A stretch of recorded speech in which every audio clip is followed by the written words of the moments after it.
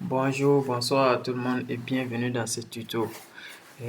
Pour ceux qui ne connaissent pas la chaîne, ici on partage les petits tutos pour aider des gens qui se sont lancés dans le développement à trouver des solutions à leurs problèmes. Parce que ici je partage tous les problèmes que j'ai eu à rencontrer quand je travaille sur mes projets. Je partage pour que ça puisse aider plus d'un aussi au cas où ils croisent les mêmes problèmes que moi. Aujourd'hui, je vous viens pour la construction, pour vous apprendre à construire une navbar avec du HTML, CSS uniquement sans utiliser du Bootstrap. Avec du HTML, CSS uniquement, ouais, c'est ça. Donc, sans plus tarder, voici j'ai créé une page HTML et puis une page CSS ici. La page CSS que j'ai appelée dans le header de la page HTML là. Voici le résultat de ma page. Il n'y a rien pour le moment. Et le CSS aussi, il n'y a rien pour le moment.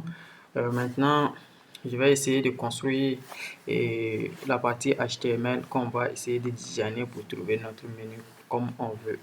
Ok, sans plus tarder, on va commencer par un div à l'intérieur duquel on va mettre tout notre navbar. Donc div, on va lui donner la classe et je peux l'appeler navbar par exemple. Div à classe navbar et ensuite à l'intérieur du div, je vais mettre un H1 pour le logo pour que ce soit bien visible. En temps normal, on devait mettre l'image du logo là-bas. Donc, je mets H1 pour que ça représente le logo. Pour le moment, au niveau des H1, je peux mettre par exemple, je peux mettre comme ça. Ok, voici mon logo. J'espère que vous n'allez pas vous moquer. Ok, c'est bon. UL. Ensuite, puisque j'ai la partie logo, maintenant la partie des différents liens que je vais mettre ici. UL, à l'intérieur du UL, j'ai créé des LI. À l'intérieur de ces LI, je vais mettre mes différents liens maintenant. Maintenant, premièrement, je vais créer le lien Home. Je copie ça. Je vais faire exactement la même chose encore. Et juste changer le nom. Au niveau de Home, je mets maintenant About, comme ça. Et ensuite, je mets encore la même chose et je mets maintenant page. Ici, je vais ranger plusieurs pages. Et ensuite, je mets, c'est juste des noms. Ne prêtez pas attention à ces choses. Juste des noms. Et ensuite, je vais créer. Ok, je sais pas si je vais mettre ça. Ok. Ok, je crée d'abord autre chose d'abord. Bloc. Ici, je mets bloc. Ok. Ensuite, contact us. Contact us.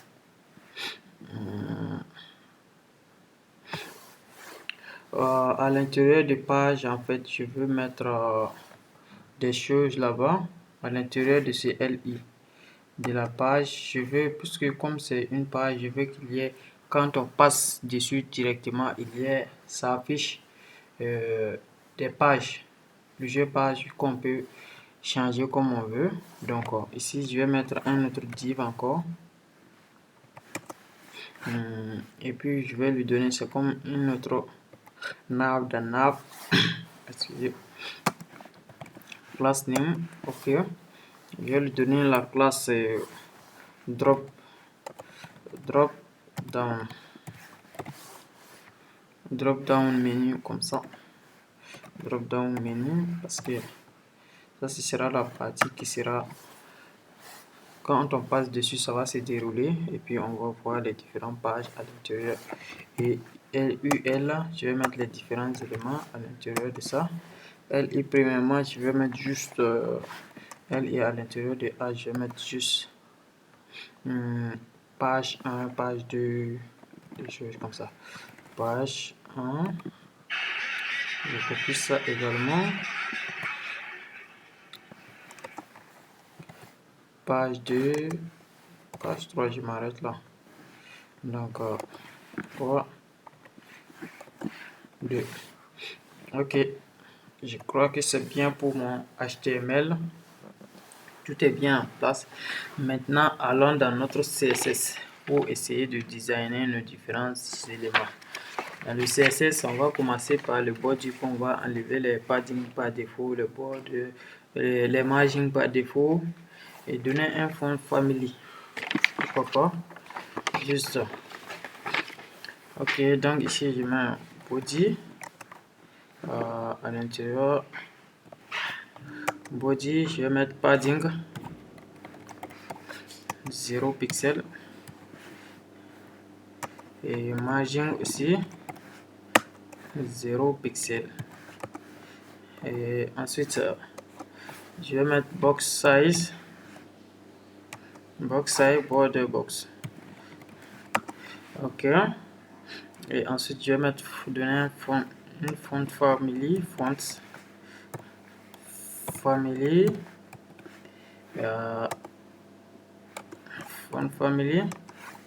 que je vais mettre sans serif comme ça. C'est fini pour mon body comme ça, et ensuite on va attaquer directement notre menu. Donc le nom de notre menu qu'on va mettre, qu'on a mis navbar. On peut mettre menu bar aussi si on veut, mais je crois que navbar c'est déjà mieux. Je crois que je vais mettre menu bar.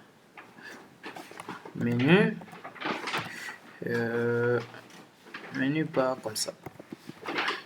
Je crois que c'est mieux. Menu bar. Et là, drop down menu. Ouais, c'est bon. Pour que les noms soient significatifs pour nous. Donc, menu bar qu'on va attaquer, c'est une classe. Donc, menu bar. Au menu bar, on va lui donner display flex parce qu'on doit classer les éléments. Attends, j'enlève ça et je vous montre ce que ça donne même déjà. Voici, nos éléments sont placés de cette manière verticalement. Or, nous on veut faire une navbar. Ça veut dire on veut que nos éléments s'alignent horizontalement comme ça. Donc, ce qui va expliquer le display flex qu'on va mettre ici. Display flex qu'on va mettre d'abord sur le menu. Ensuite, on va lui donner une background noir, background color black. Ok, comme ça.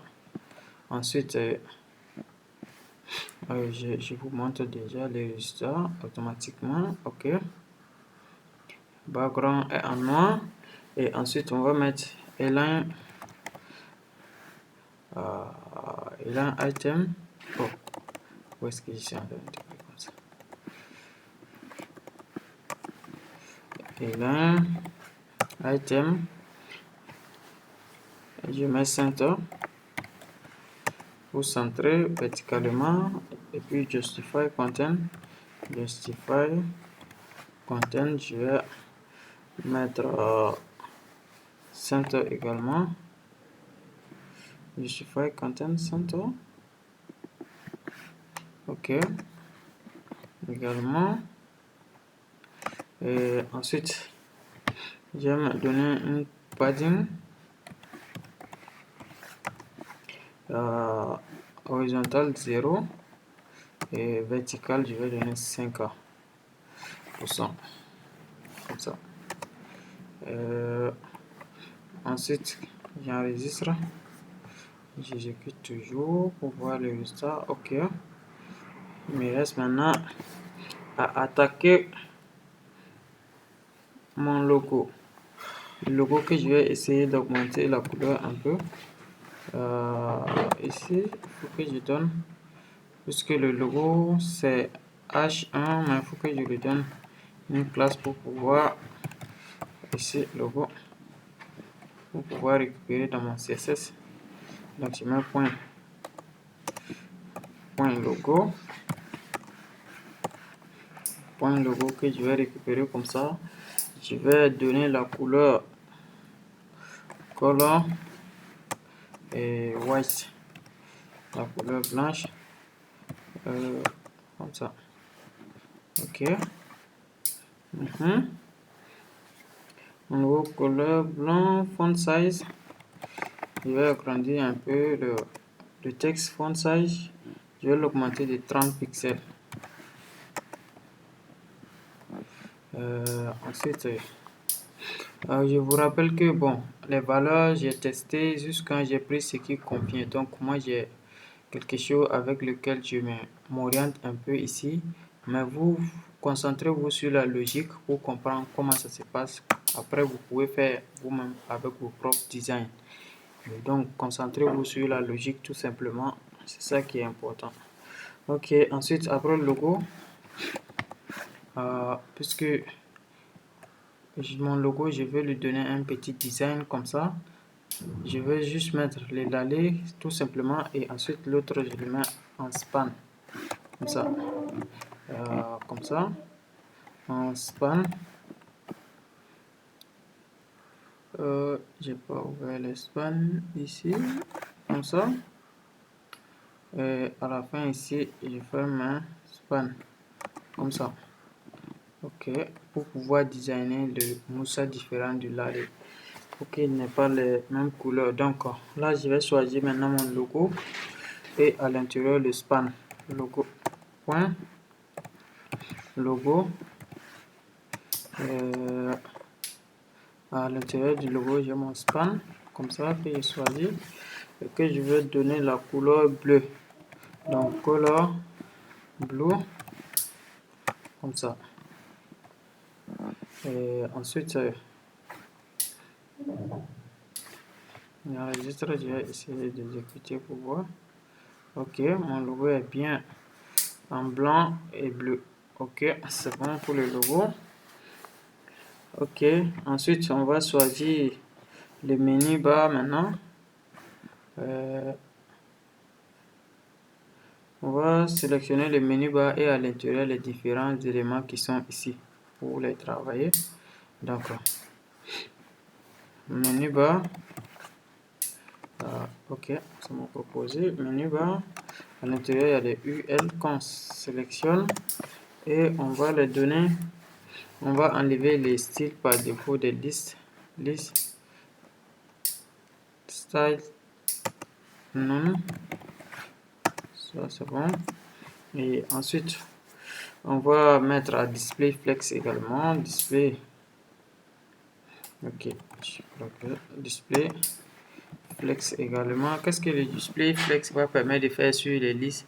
Puisque j'ai réussi à aligner le logo et l'ensemble des liens horizontalement. Maintenant, je vais aligner l'intérieur, les liens qui sont à l'intérieur aussi horizontalement pour que tout soit comme ça. Donc, c'est pourquoi je mets display flex sur tout le bloc UL.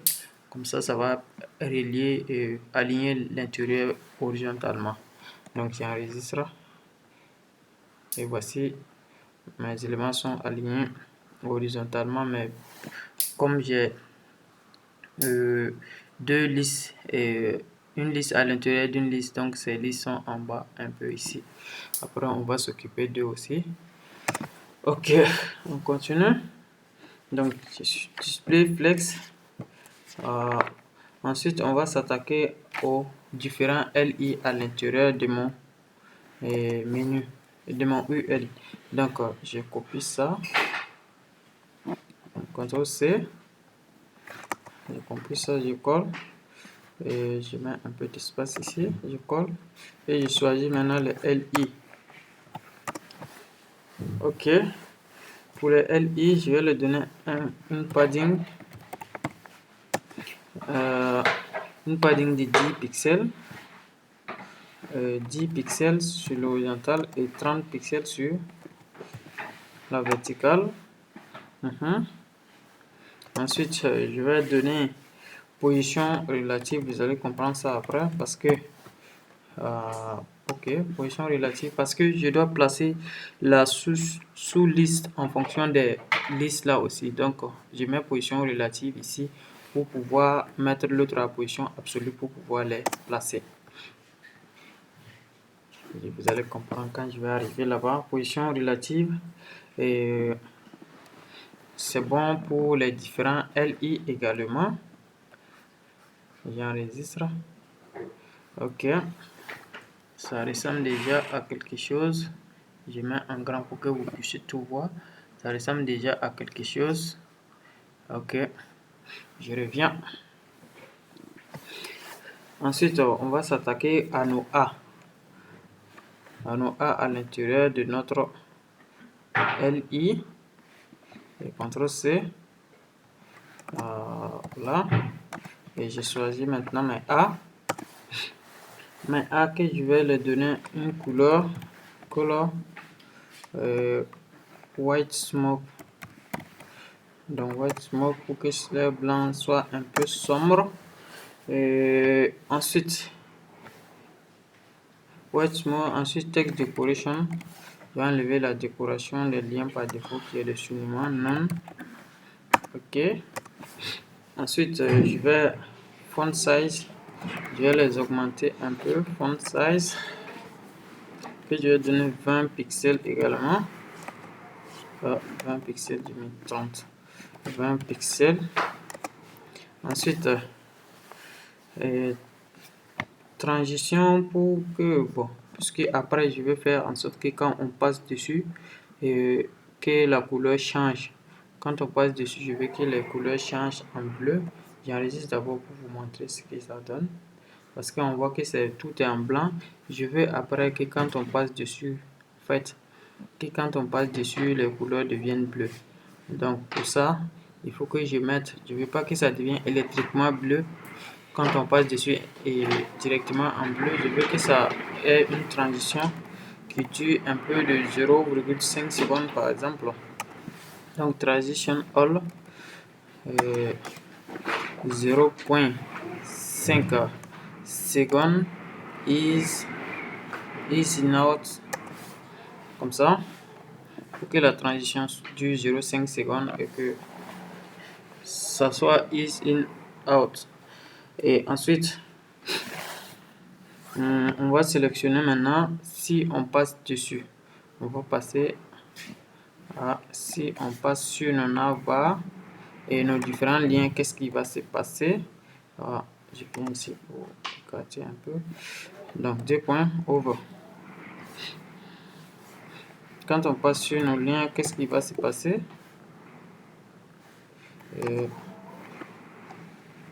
Je veux que la couleur devienne bleue en fait. Donc color blue.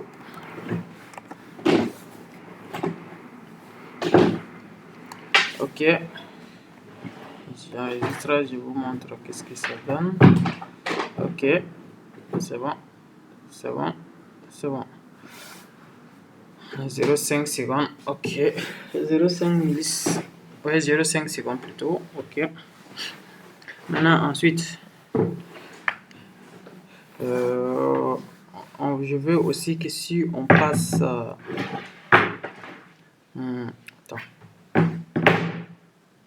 Je veux que ce truc ne soit pas affiché par défaut. C'est la sous-liste. Je ne veux pas que la sous-liste soit affichée par défaut.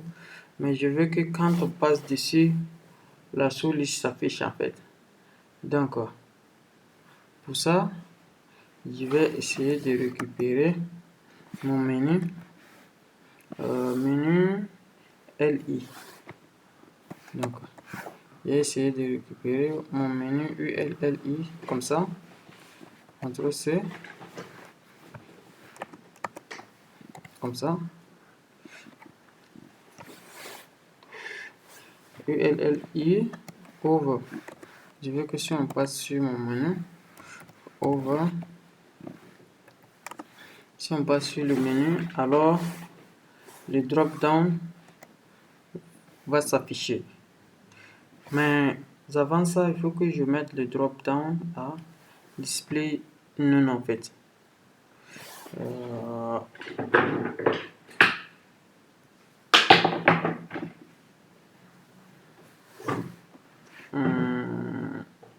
Ouais, je vais mettre d'abord le drop down à display none. Ici par exemple. Ok, classe. C'est drop down menu. C'est comme ça, je pense que j'ai mis.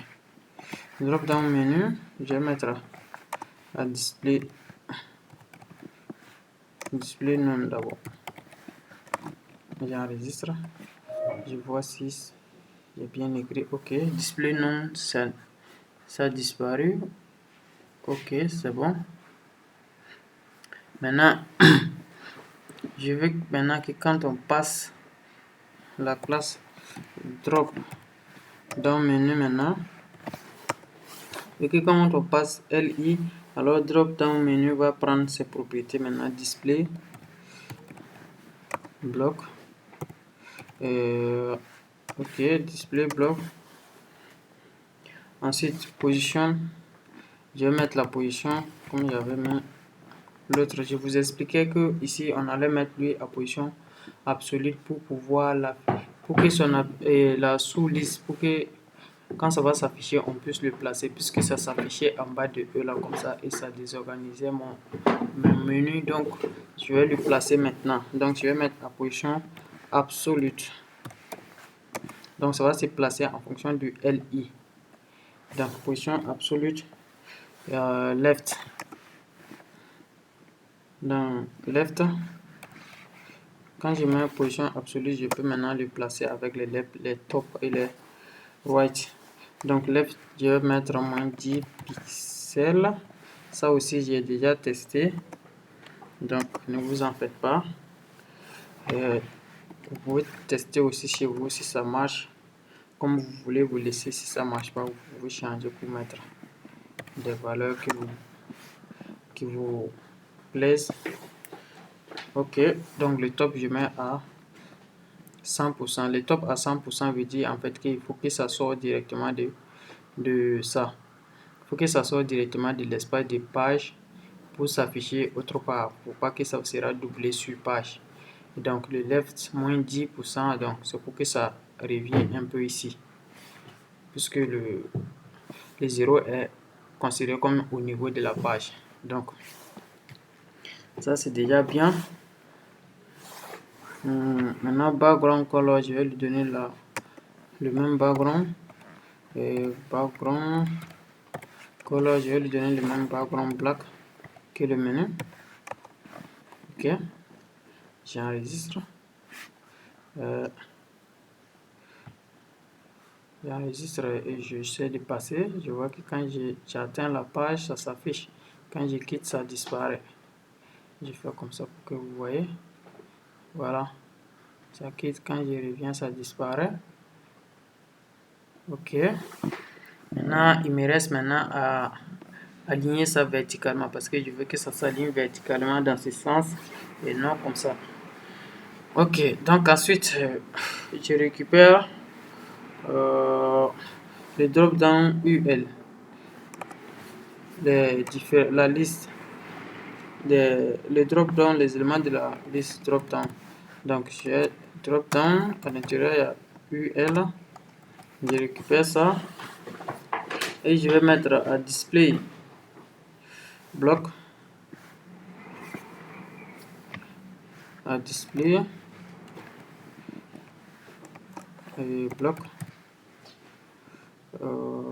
bloc comme ça. Ok.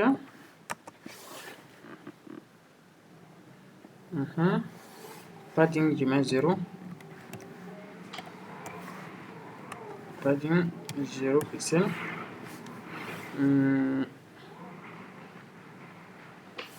Ok, j'enregistre. J'exécute pour voir. Ok. Je crois que c'est bon.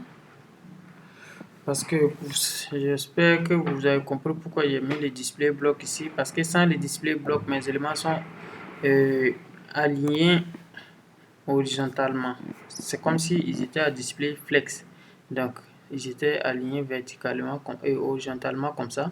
Maintenant, je mets à display bloc pour qu'ils s'orientent verticalement comme les manières de s'orienter par défaut. Puisqu'on met les displays flex pour pouvoir les orienter horizontalement. Mais là, nous, on veut le contraire. On veut les aligner verticalement. Donc, on enlève display bloc pour mettre display. Et on enlève display flex pour mettre display bloc. OK. Donc, ensuite, je vais récupérer mon menu, les LI qui sont à l'intérieur, les UL et ensuite les LI, comme ça. Et là, je vais les donner, je vais les aligner vers, parce que je vous montre, parce que, non, j'ai pas enregistré d'abord, j'ai enregistré d'abord. Je réactualise ma page. Et voici, c'est comme ça. Je vais, par exemple, si je viens dans HTML, je mets des noms qui ne sont pas de même niveau. Vous allez voir la différence. Par exemple, si ce nom est écrit long comme ça, vous allez voir la différence, ce que ça fait. Ok, comme ça, on va voir.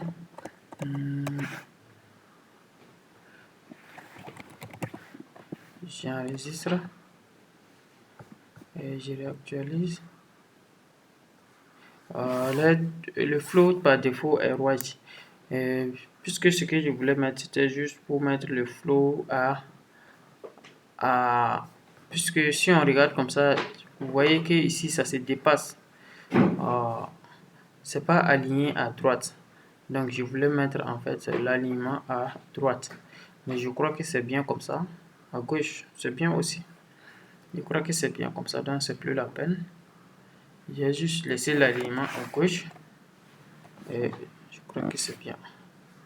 Et donc, en gros, si je sors, je regarde mon logo. Quand je passe, je vois que ouais, ça change bien. Et ici, je passe directement, ça m'affiche mes différents éléments de ma page, comme ça, que je peux aussi passer dessus pour choisir un élément à l'intérieur. Donc, ce sera tout. Je crois que j'ai essayé d'aborder un peu toutes les notions qui concernent création de navbar avec HTML et CSS. J'ai pas tout fait parce que je pouvais designer ça encore pour mettre des trucs ici, d'affichage ici et ajouter des fonds awesome pour mettre une flèche qui se dirige vers le bas ici pour montrer que cette partie, il y a une liste en bas. Mais je crois que vous savez faire ça. J'ai essayé de faire l'essentiel pour que vous puissiez refaire, ajouter du style vous-même parce que je pense pas que ce soit nécessaire que j'ajoute mes propres styles comme je veux, je design comme je veux, alors que sûrement vous voulez utiliser ça. Vous avez juste besoin de la base, de l'essentiel pour aller ajouter votre part aussi et faire personnaliser comme vous voulez. Donc comme ça, je vous dis dans un nouveau tuto et n'oubliez pas de soutenir la page en vous abonnant, en likant les vidéos et en partageant. Ceci étant, on se dit dans un nouveau tuto. Au revoir.